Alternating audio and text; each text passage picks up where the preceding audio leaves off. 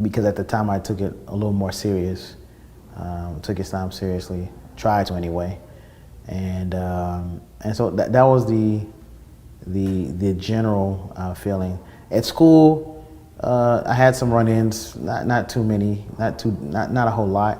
I had some run-ins trying to pray Jummah. They wouldn't let me at that time. They wouldn't let me go to Jummah every Friday, and my mom wasn't really feeling the whole Islam thing.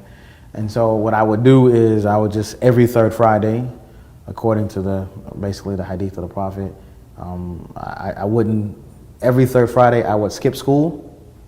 I would skip school and I would go to Jummah. Every third Friday, that's what I did. I would skip school and I go to Jummah.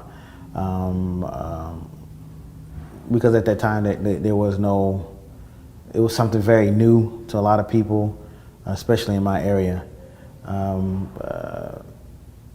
I used to pray in school.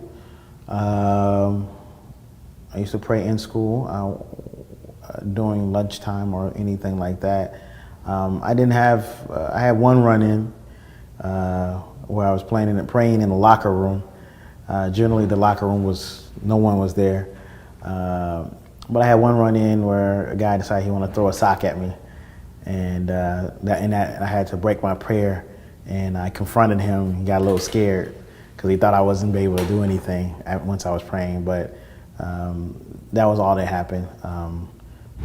Generally, most people respected you and respected kind of your beliefs in general, and so I wasn't a popular person, but at the same time, it's like, okay, yeah, that's what he does. That's kind of how it was, that's what Gary does. So I wasn't really picked on or bothered because of my faith. I had that luxury. One of the things that did I ever change my mind about Muslims or Islam? Not necessarily. One of the things that happened is that, number one, I learned about Tawheed before Islam. The oneness of God. I learned about basic Islamic belief in God, and that's something that really stuck with me. That was a belief that I understood, and it was so simple to me. I really understood Tawheed. I really understood that this was kind of like the purpose of my life, and so it was real easy for me to kind of take that. And once that was there before, I didn't have too many problems afterwards. I actually had problems taking that step. I want to say, well, listen, before I become Muslim, I want to go out and do things and maybe have one last party or something like that. But that wasn't the case. Actually, when I took my Shahada, the Sheikh Abdul Rahman, he said, listen, man, you could step out this door. He explained Tawheed to me, the oneness of God. And then he said, listen, man, are you ready to take the Shahada? And I said, well, maybe. And he said, listen, if you go out this door, you may get hit by a car. You may be at home and be in a drive-by. And so you need to really think about this, and you want to be able to meet your Lord correctly. And so that really put some focus in some things. And that's when I actually took my Shahada. And like I said before, I felt that I was nurtured. And so one of the things that the Muslims told me was that Islam is perfect and Muslims are not. And that was something that I really had to think about. I really had to think about. And I ended up really seeing, not every Muslim is going to be the perfect Muslim, follow and everything, or what we call it here, being an angel. And so that was something that they told me very early. It was excellent advice because sometimes we see this perfect system of Islam, and we expect those people to follow this perfect system to be perfect, and that is not the case. And so that advice I even give today. I give same people, newer Muslims, that same advice. Islam is good. Islam is perfect. This belief system is there. But the way Muslims practice is not always perfect. And so I didn't really ever have an issue with thinking about going back from Islam. That for me, alhamdulillah, that was something that I don't think I had to deal with for the most part. If I had to deal with anything, especially in the form of belief, if I had to deal with anything, it was more or less some of the practices,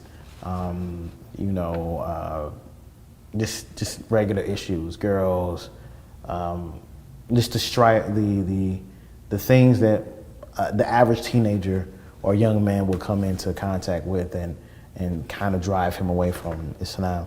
But I don't think I never had a moment of I didn't believe in Allah and I didn't believe in the oneness of God. That never, after I learned that, I never doubted that. I never doubted that. The most beautiful thing about Islam is, like I said before, Tawheed, the simplicity of worshiping Allah, the simplicity of belief. It's very simple. Actually, I had one of the young Muslims here. His family is originally from Pakistan, and he asked that question. He's like, what is the thing that really changed you most about Islam, or you think really changed? And I think that the most beautiful thing about Islam is its simplicity in purpose. You are to worship Allah, the Most High. You worship Allah subhanahu wa ta'ala alone, with no partners, and you are here to be a good person. I mean,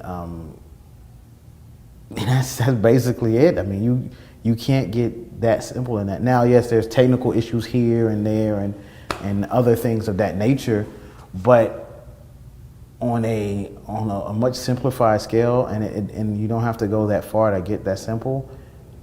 You're here to worship Allah.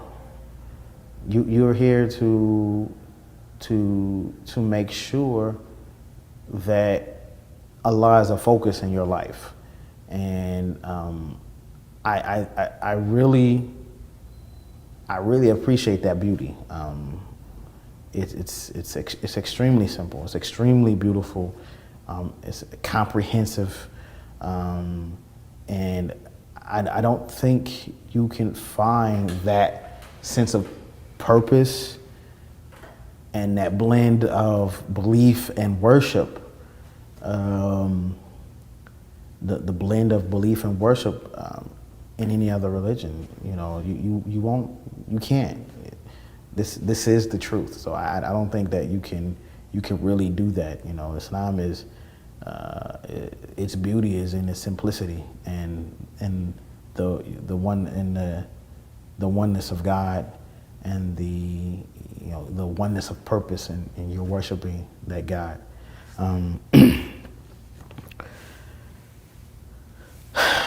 My opinions about the Islamic world. The Islamic world is being blessed to travel and to visit parts of the Islamic world. Like I said, I spent most of my adult life, my formative adult years, from 19 to 27, in Medina, in the Medina Nabawiyah, in the prophetic city, Tayyibat al-Tayyibah, and learning Islam. And so that was something that I really appreciate, and I got a chance to meet and interact with a lot of Muslims, to ask questions, to see their situations, how it was different, how it wasn't. My roommates were from Azerbaijan, from Turkey, from Sweden, from Suriname, Burkina Faso, Indonesia, Morocco. I had roommates from Mali. And I interacted with people from almost every country or ethnicity that you saw, from France to various countries of Africa, Mozambique, and West Africa, to South America, Mexico, China, Indonesia, Malaysia, any country that has a stand at the end of it, Russia, places in Europe. And so